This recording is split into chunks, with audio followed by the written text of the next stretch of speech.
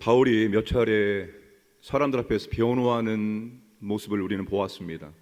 바울이 사람들 앞에 변호하는 모습을 통해서 오늘날 우리가 어떻게, 어떠한 자세로, 어떠한 내용으로 복음을 증거해야 되는지를 엿볼 수가 있습니다.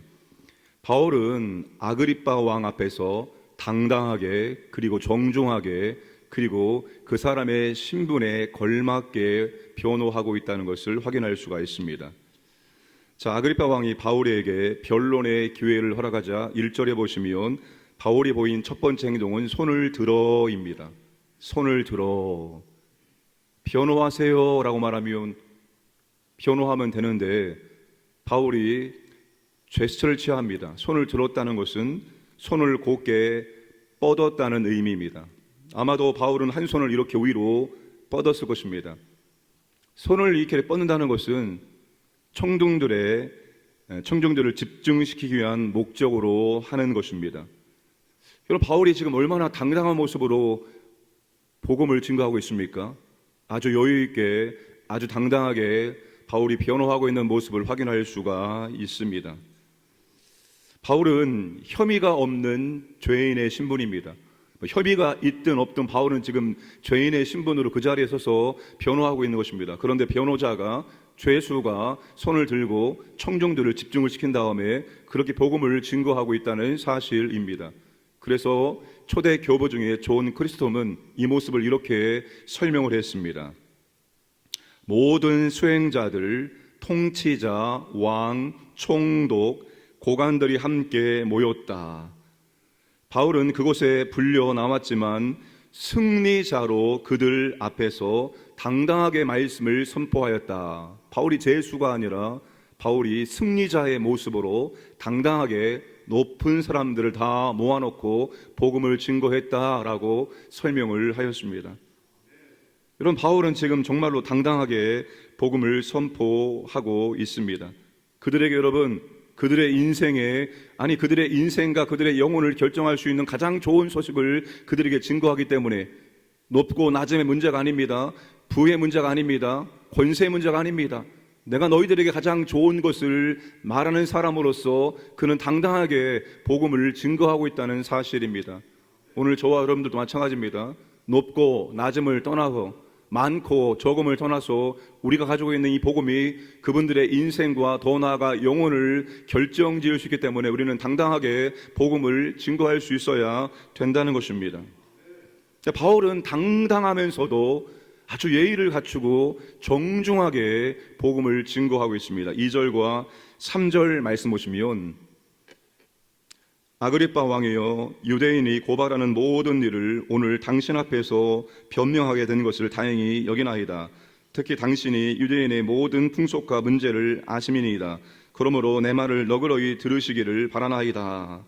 우리말 성경은 당신 앞에서, 당신이라는 이렇게 번역을 했기 때문에 조금 뉘앙스가 떨어지는데, 절대로 여러분, 바울은 지금 굉장히 그 아그리빠의 신분을 인정하면서 그렇게 말하고 있습니다. 새 번역 이렇게 번역합니다. 아그리빠 임금님, 오늘 내가 전하 앞에서 유대 사람이 나를 걸어서 고발하는 모든 일에 대하여 변호하게 된 것을 다행으로 생각합니다. 그것은 특히 임금님께서 유대 사람의 풍속과 쟁점들을 모두 잘 알고 있기 때문입니다. 아무쪼록 내 말을 끝까지 참으시고 들어주시기를 바랍니다. 바울은 아그리빠 왕의 신분을 인정하고 그 신분에 걸맞게 예의를 갖춰서 복음을 증거하고 있습니다. 우리는 무례한 기독교가 되어서는 안 됩니다. 그런 책이 있습니다. 베스트셀러 가운데 무례한 기독교, 예의가 없는 기독교, 그런 기독교가 아니라, 그런 그리스도인이 아니라 정말로 정중하게 예의를 갖추어서 그렇게 말할 수 있어야 됩니다. 그분들의 사회적인 신분과 그분들의 위치를 우리는 인정하면서 그렇게 복음을 증거할 수 있어야 된다는 것입니다. 그리고 무엇보다 중요한 것은 그분에 맞추어서 복음을 증거해야 한다는 것입니다. 여러분, 바울의 변호의 내용을 보면은 그가 지금 아그리빠 왕이 어떤 사람인지, 유대의 문화와 법에 대해서 얼마나 알고 있는지, 이 모든 것들을 다 고려해서 그에게 맞게끔 용어를 선택하고 또한 그 용어를 풀어서 설명을 해주고 있다는 것입니다.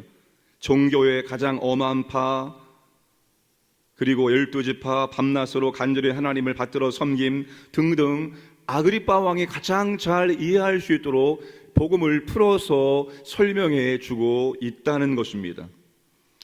우리가 복음을 증거할 때는 맞춤형 복음 증거를 해야 됩니다. 이분이 알아들을 수 있게끔 복음을 증거해야 되지, 이분이 알아들을 수 없는 말을 아무리 많이 한다 할지라도 의미가 없습니다. 이분의 현재 수준에 대해서 알고 거기에 맞추어서 우리가 복음을 증거해야 됩니다. 복음을 증거할 때 당당하게 정중하게 복음을 듣는 사람에게 맞추어서 우리는 복음을 증거할 수 있어야 한다는 것입니다. 자, 바울이 아그리빠 왕에게 전한 복음의 핵심이 무엇일까요? 6절, 7절, 8절에서 그 바울의 복음의 핵심을 우리에게 가르쳐 주고 있습니다. 보겠습니다. 6절 말씀. 이제도 여기 서서 신문을 받는 것은 우리 하나님이 우리 조상에게 약속하신 것을 바라는 까닭이니, 이 약속은 우리 12지파가 밤낮으로 간절히 하나님을 받들어 섬김으로 얻기를 바라는 바인데, 아그리빠 왕이여, 이 소망으로 말미암아 내가 유대인들에게 고소를 당하는 것이니이다. 당신들은 하나님이 죽은 사람을 살리심을 어찌하여 못 믿을 것으로 여기나이까? 하나님이 이스라엘 백성들에게 약속을 주셨습니다. 메시아에 대한 약속이죠. 그들은 그 약속을 붙들고 그 약속의 소망을 붙들고 약속이 이루어지기를 간절히 원하면서 하나님을 받들어 열심히 섬겼습니다. 약속이 성취가 되었습니다. 그들의 약속의 소망이 온전히 성취가 되었습니다. 메시아가 오셨고 메시아가 십자가에 죽으시고 부활하심으로 온전하게 약속이 성취가 되었습니다. 그럼에도 불구하고 그들은 그 약속을 인정하지 않고 바울을 고소하였다는 것입니다. 그 약속의 소망이 무엇입니까? 예수 그리스도의 죽으심과 부활입니다. 바울의 복음의 핵심, 바울의 복음의 중심은 바로 부활의 신앙을 사람들에게 증거하는 것이었습니다. 여러분, 바울이 그의 삶과 그의 모든 것들이 한순간에 180도로 변합니다. 여러분, 사람이 한순간에 180도로 변한다는 것은, 이거는 정말로 핵폭탄과 같은 충격적인 사건이 그의 삶에 일어날 때만이 가능한 일입니다. 그리스도의 부활이 바울의 모든 것들, 바울이 그동안 알고 있었던 율법, 바울의 신학, 바울의 삶, 바울의 모든 것들을 한순간에 다 재해석하고 재조정해버렸습니다. 바울의 이 신학과 바울의 삶의 방식이 부활을 통해서 완전히 다 재해석되어지고 다시 재배열되었다는 사실입니다.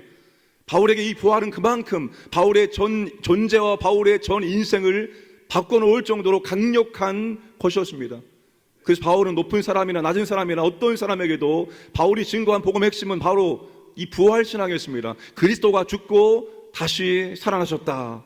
이 부활신앙이 바울의 복음의 핵심이었습니다. 여러분, 부활신앙이 바울의 전 존재와 바울의 삶 전체를 완전히 재해석, 재배열했다면, 오늘 우리도 여러분 이 부활신앙에 맞추어서 우리의 전 존재와 우리의 전 삶이 완전히 뒤집어지고 재배열, 재해석이 되어야 한다는 것입니다. 어떤 신학을 가지고 있느냐, 어떤 신앙을 가지고 있느냐, 이게 신앙의 색깔을 바꾸고 이게 신앙의 방식을 완전히 바꿔놓습니다. 그래서 여러분, 어떤 신학, 어떤 신앙이 그만큼 중요한 거예요. 근데 우리가 여러분 이 부활의 신앙을 가지고 있어야 됩니다. 이 부활의 신앙이 우리의 전 존재, 우리의 전 삶을 완전히 뒤집어 놓고 재배열할 수 있어야 됩니다. 여러분, 사람들은 어떻게 삽니까? 어떻게 삽니까? 이 땅의 전부다, 이 땅의 전부다라고 살고 있습니다. 부활 없습니다. 죽으면 끝난다. 이 땅의 전부다. 죽으면 끝난다. 그러니까 우리가 이 땅에 살아갈 때 어떻게 삽니까? 최대한 많이 소유하고 최대한 많이 누리면서 즐겁게 행복하게 살다가 가자. 이게 사람들의 인생관입니다. 많은 사람들의 인생관입니다. 조금 더 나은 사람은 그걸 통해서 다른 사람을 좀 더 이롭게 하고자 하는 그런 삶의 가치관을 가지고 살기도 하죠. 그러나 여러분, 딱 거기까지입니다. 이 땅에 있는 동안에, 이 땅에 있는 동안에, 살아있는 동안에, 그게 여러분 사람들의 인생관이고 가치관을 다 결정하고 있습니다. 그런데 바울은 그게 아니라 부활이 있다, 부활의 신학이 있다, 죽으면 끝나는 것이 절대로 아니다. 이게 바울이 전한 복음의 핵심이었습니다. 이런 부활 신앙이 있기 때문에 오늘 우리도 여러분 이 땅을 살아가면서 힘들고 어려운 순간을 견디어 낼 수가 있는 겁니다. 정말 여러분, 내가 정말로 나의 분신처럼 사랑하는 사람들이 나보다 먼저 가는 일들이 이 땅 가운데는 비일비재하게 일어납니다. 그 사랑하는 사람들을 먼저 보내고 하루하루 살아간다는 것이 얼마나 고통스럽고 얼마나 힘들고 얼마나 어려운 삶입니까? 그런데 그 하루하루의 고통의 삶을 이겨낼 뿐만 아니라 오히려 소망 가운데 살게 하는 것이 바로 이 부활 소망입니다. 다시 만날 수 있는 소망이죠.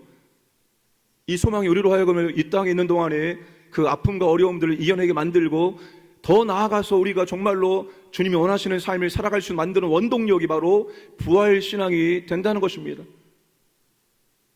잠시 참고 기다리면 다시 만날 날이 있기 때문에 이 부활 신앙이 우리에게 견디게 하고 견딜 뿐만 아니라 주님이 원하시는 삶을 살아갈 수 있도록 도와주신다는 겁니다.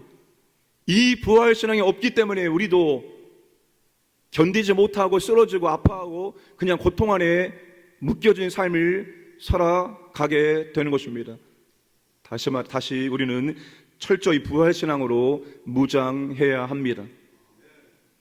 자, 바울이 복음을 전하기 위해서 자신이 회심하기 전에 과오를 숨김없이 다 드러내고 있습니다. 9절, 11절, 12절이죠. 자신의 과오를 드러낼 수 있는 사람이 과연 몇이나 될까요? 좋은 것들, 영광스러운 것들을 자랑할 만한 것들은 얼마든지 우리는 드러내고 알아주기를 원하고 이런 마음이 있습니다. 그런데 자신의 과오, 정말로 내가 숨기고 싶은 그런 나의 과거의 어두운 면을 고스란히 드러낼 수 있는 사람이 과연 몇이나 될까요? 우리는 좋은 것은 잘 말하지만 그렇지 않은 것들은 감추고 또 감추려고 합니다. 바울은 복음을 증거하기 위해서 자신의 부끄러운 가오를, 어두운 가오를 고스란히 드러내고 있습니다. 복음으로 그의 부끄러운 과거가, 그의 깊은 상처가 온전히 회복되어지고 치유되었기 때문에 가능한 일입니다. 하나님의 우리가 이 땅에서 경험하는 모든 것들, 그리스도 안에서 복음을 증거할 수 있는 재료이며 다른 사람들을 위로하고 세울 수 있는 재료입니다. 다만 그런 것들이 그리스도 안에서 회복되어지고 치유된 사람은 바로 상처 입은 치유자가 될 수가 있습니다. 그러니까 여러분, 우리의 부끄러운 과오일지라도 그리스도 안에서 얼마든지 다른 사람을 세우고 다른 사람에게 복음을 증거할 수 있는 너무나 값진 재료가 된다는 사실입니다. 그러므로 여러분, 그리스도 안에서는 어떤 것도 버릴 것이 없습니다. 나의 부끄러운 과오, 어두운 과오일지라도 그게 전부 다 그리스도 안에서 그와 동일한 아픔과 경험 속에 있는 사람들에게 복음을 증거할 수 있는 가장 중요한 재료가 되기 때문입니다. 하나님의 모든 것을 다 사용해 주십니다. 모든 것을 협력하여 선을 이루도록 하나님께 사용하십니다. 그 모든 것 안에는 바로 우리의 부끄러운 과거, 상처, 아픔, 고통, 그 모든 것들, 연약한 모든 것들이 다 포함된다는 사실입니다. 그러므로 그리스도 안에서 나의 부끄러운 과거와 상처와 아픔과 모든 것들이 온전히 회복되어지고 치유되기를 원합니다. 그분 앞에 나의 부끄러운, 그리고 그분 앞에 나의 상처를 드러내놓고 고백할 때 치유자 되시는 주님의 치유가 우리 가운데 임하게 됩니다. 치유받은 사람만이 상처 입은 치유자로서 복음을 전할 수 있습니다. 우리 모두가 그리스도 안에 회복되어지고 치유되어지고 그것이 복음을 증거하는 가장 강력한 생생한 살아있는 간증되기를 주님의 이름으로 축복합니다. 우리 말씀과 사역을 기도하겠습니다. 우리가 복음을 당당하게 정중하게 맞춤형으로 전하게 하여 주옵소서. 우리가 부활 신앙을 붙들고 우리가 이 땅을 살게 하여 주옵소서. 우리 사역을 위해서 후반기 양육훈련 잘 준비하고 잘 모집되게 해 주옵소서. 우리 교회가 기도하는 교회, 기도하는 성도가 되게 하여 주옵소서. 함께 합심하게 기도하겠습니다. 좋으신 아버지 하나님 감사합니다. 오늘도 우리에게 아버지 하루를 허락하시고 오늘도 아버지 하나님께 나와서 말씀과 기도할 수 있도록 은혜를 베푸시면 감사합니다. 주여, 우리에게 가장 좋은 것을 주셨습니다. 이 가장 좋은 소식을 아버지 복된 소식, 이 복음을 아버지 하나님 우리만 알고 있고 감추지 않기를 원합니다. 원합니다. 주여 아버지 하나님, 나의 환경, 나의 모습을 떠나서 우리가 당당하게, 우리가 정중하게 그 사람에 맞추어서 복음을 증거할 수 있도록 도와주시옵소서. 주여 아버지, 이 땅을 살아갈 때 부활 신앙 가지고 아버지 살아갈 수 있도록 도와주시옵소서. 이 부활 신앙에 우리의 전 존재, 우리의 삶을 재해석, 재배열할 수 있도록 주여 도와주시고 인도해 주시기 원합니다. 아버지의 사역 가운데 성령님의 기름 부으시고 안에와 능력이 임하기를 원합니다. 후반기 아예 훈련을 준비합니다. 아버지 하나님, 잘 준비할 지혜와 능력을 주시옵소서. 아버지 하나님, 우리가 훈련받고 연습하기를 원합니다. 변화되기 원합니다. 성장하기 원합니다. 은혜를 베풀어 주옵소서. 기도하는 교회, 기도하는 성도 되기 원합니다. 기도가 주인 되는 교회를 주시도록 아버지 하나님 역사를 주시옵소서. 기도로 하늘 문을 열고 기도로 주님과 동역할 수 있도록 우리에게 기도의 은사와 능력을 더하여 주시옵소서. 함께하여 주옵소서.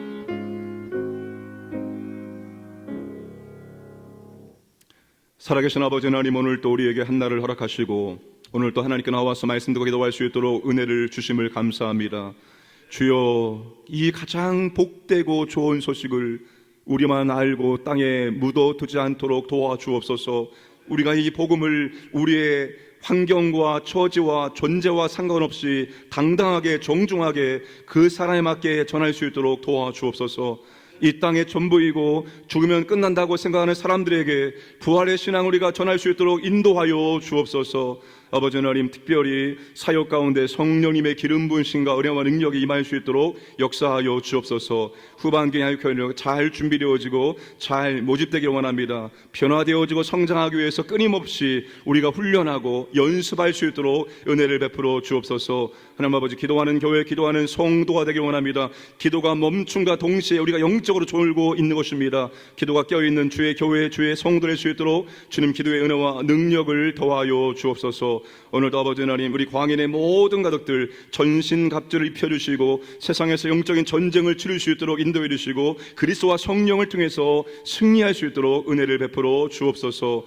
우리 나라를 보호해 주시고 인도해 주시고 우리 광인의 모든 가족들, 가정과 자녀와 직장과 사업과 재산과 모든 것들을 하나님께 특별히 보호하여 주옵소서. 오늘도 기도한 주의 자녀들에게 이곳에 주님 친히 임재하시고 만나주시고 이루해 주시고 격려해 주시고 기도의 확신과 응답의 은혜를 허락하여 주옵소서. 감사드리며 모든 말씀 예수님의 이름으로 기도드리옵나이다. 아멘.